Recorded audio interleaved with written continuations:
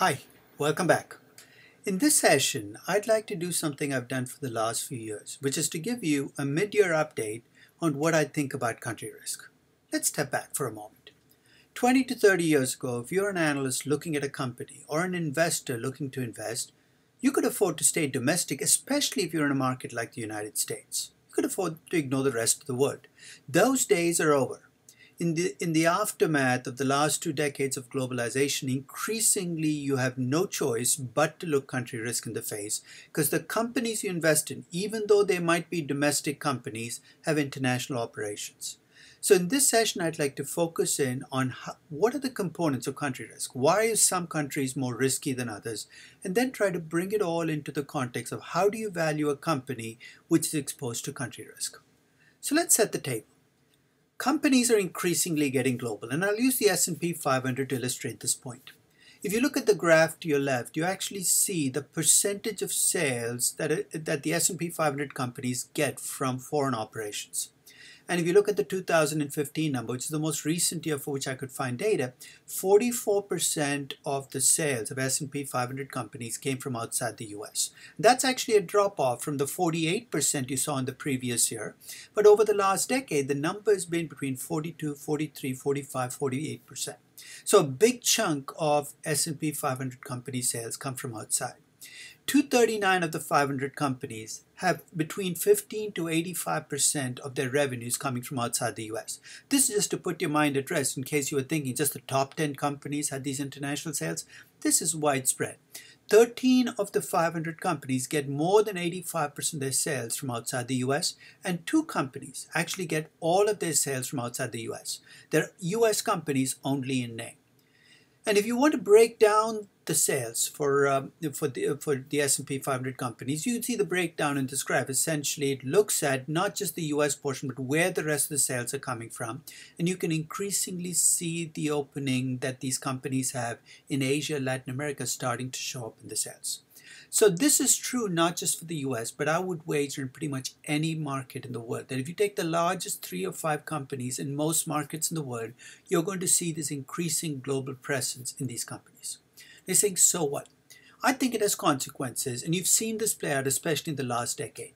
First, because companies are getting more global, I think you're going to see a breakdown, you already have, of the linkage between stock markets and domestic economies. Remember the old saying, as the economy goes, so goes the market?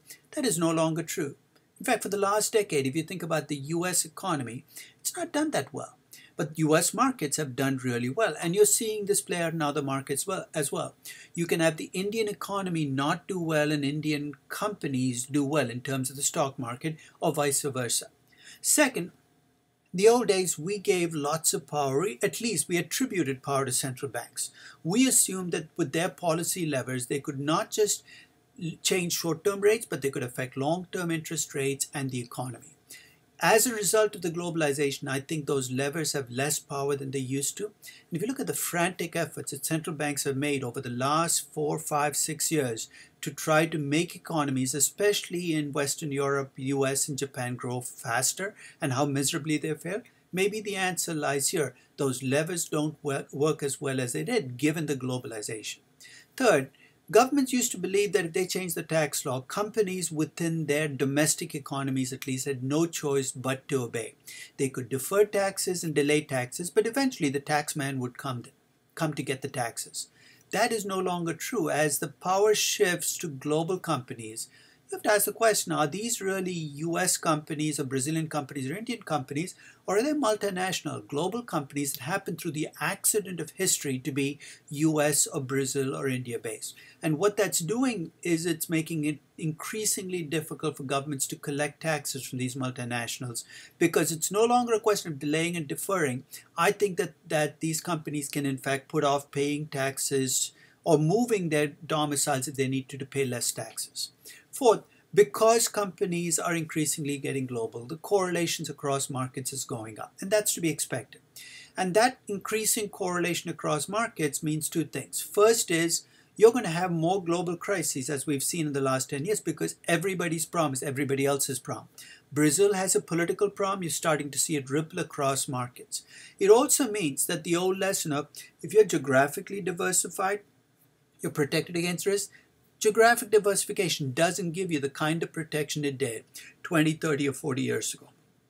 So globalization is here to stay. You and I can bemoan its existence. There can be political moves against it, but I don't see it being reversed. So now let's talk about country risk. The simplest and most direct and most observable measure of country risk is default. So let's start with the obvious. Governments borrow money. They borrow money both from their own citizens and from outside entities. They borrow in the domestic currency and the foreign currency. And guess what? They sometimes borrow too much. And when they borrow too much, they default. Increasingly, though, we're noticing that countries are defaulting not just in the foreign currency, which is to be expected, right? You're an emerging market, you borrow in dollars or euros, you might not be able to pay it back.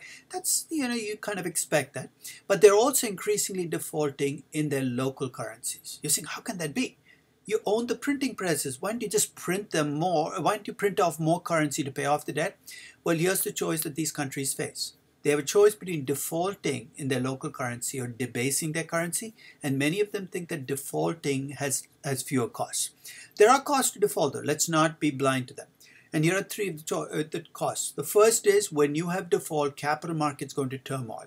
Liquidity dries up in your stock markets and in your lending markets, and companies within the country find it increasingly difficult to raise funds to keep going.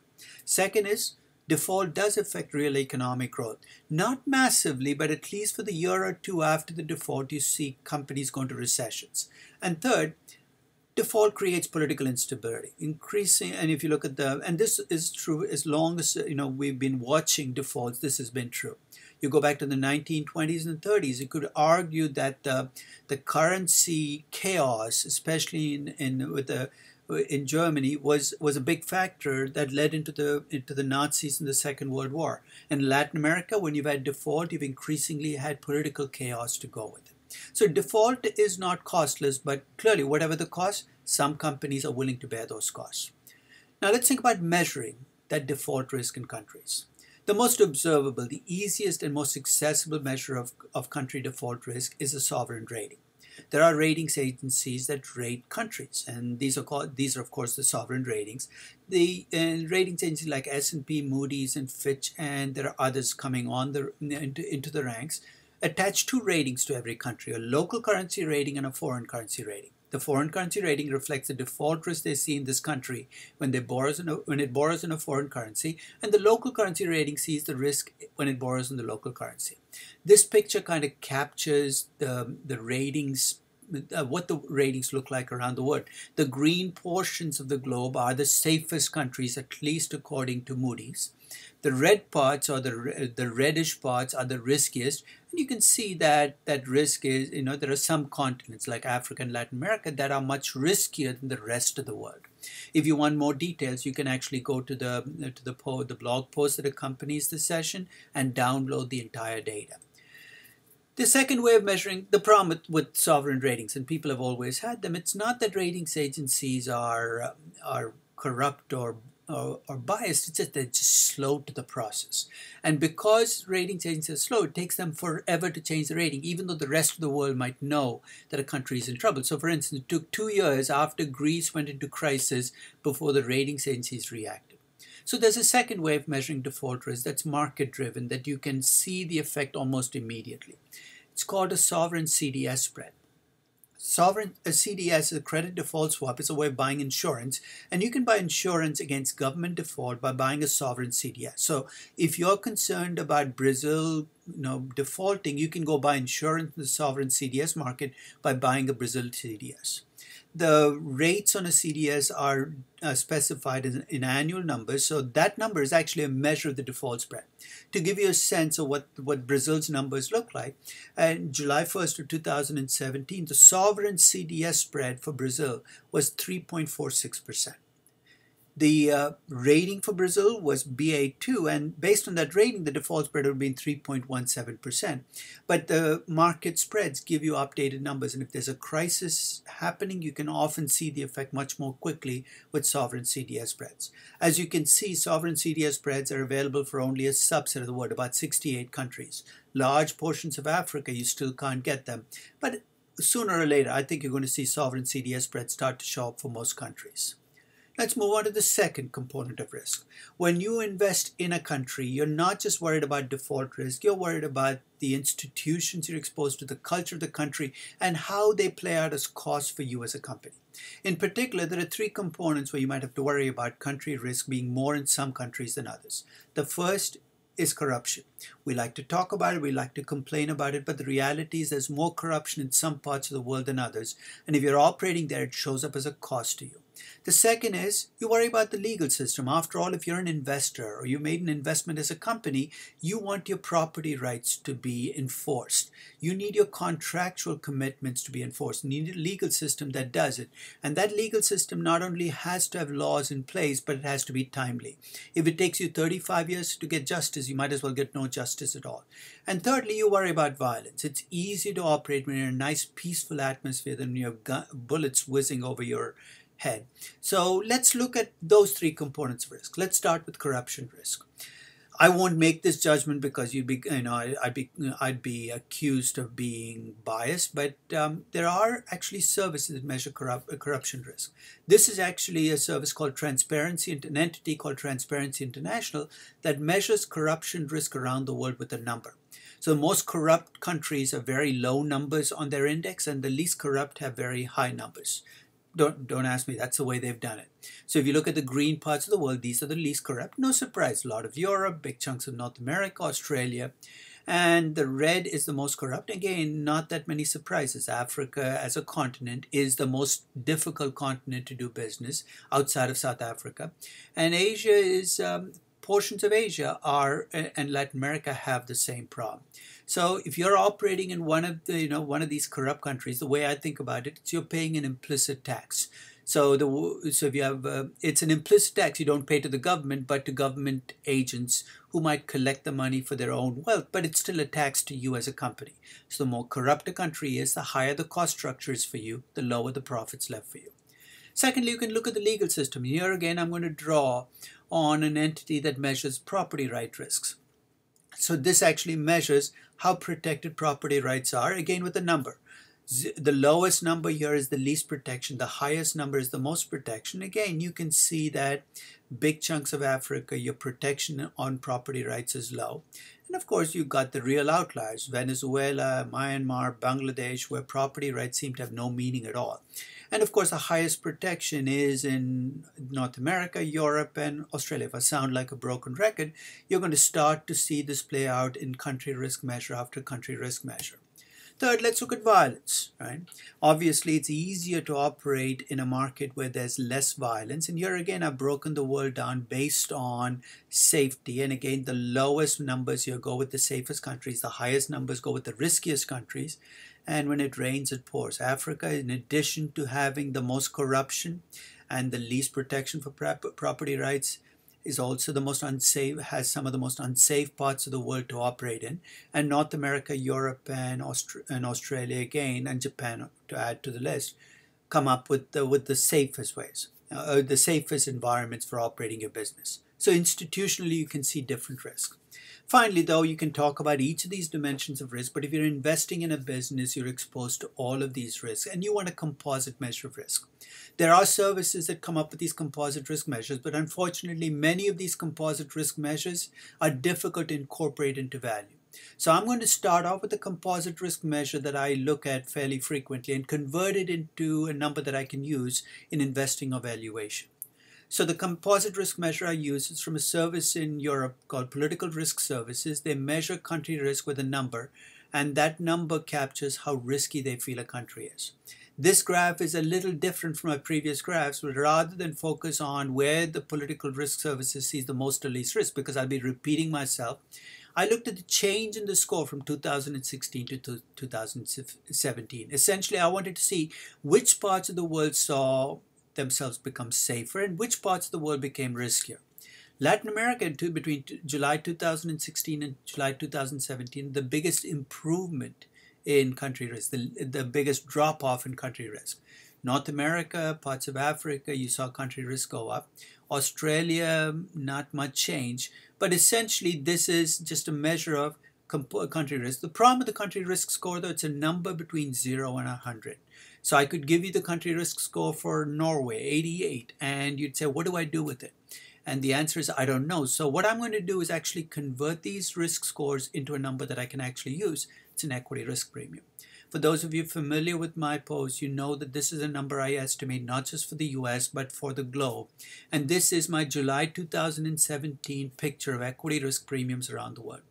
I start with the implied equity risk premium for the US, which I compute at the start of every month on my website. Start of July of 2017, that number was 5.13%. For every AAA rated country, I attach that 5.13% premium. Germany, Australia. And then then I start estimating my equity risk premiums for other countries in a two-step process. I start with the default spread for that country, which I showed you already, and then I scale up that default spread for the additional risk of equity. I capture this by looking at the standard deviation of emerging market equities and dividing by the standard deviation of emerging market bonds. The ratio I used for July 2017 was about 1.15. So as an example, if I have a 5.13% premium for the US and I come up with a 3% default spread for a country, 3% times 1.15 gives me 3.45%. I add that 3.45% with my 5.13% to come up with the total risk premium for the country. Again, you're welcome to download the entire table with equity risk premiums by country. But this again is a picture that looks very much like the pictures you saw for the other country risk measures because it captures all of those different risks.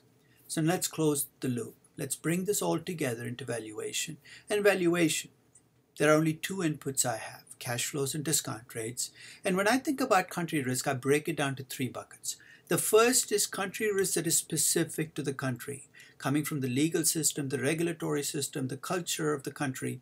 Those risks I'm going to try to incorporate into my cash flows. What's that word? Because I'll come back and explain what I mean by that.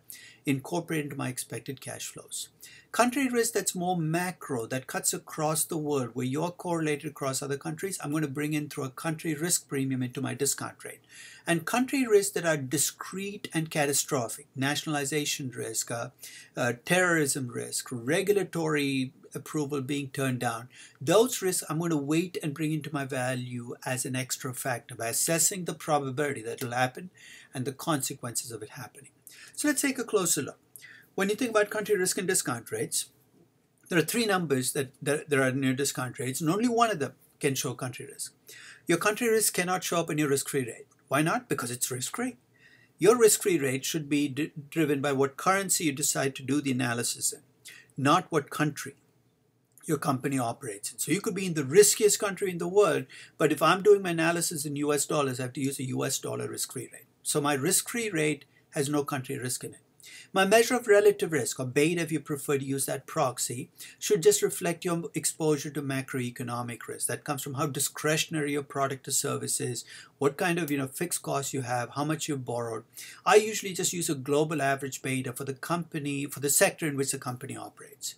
The risk premium is the only place I have to show my country risk, and that's where the country risk premium that I talked about will go in.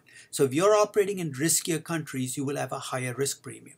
In fact, when I'm valuing a company, I use a weighted average of the equity risk premiums of all of the different countries it operates in.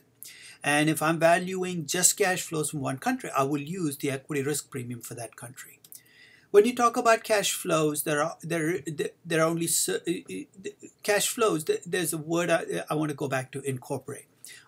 What I will do with risks that are specific to individual countries, whether it be corruption, regulatory risk, tax laws, is to try to bring them into my expected cash flows. I can bring them in either by doing explicit scenarios and doing an expected value across the scenarios, or with Monte Carlo simulations.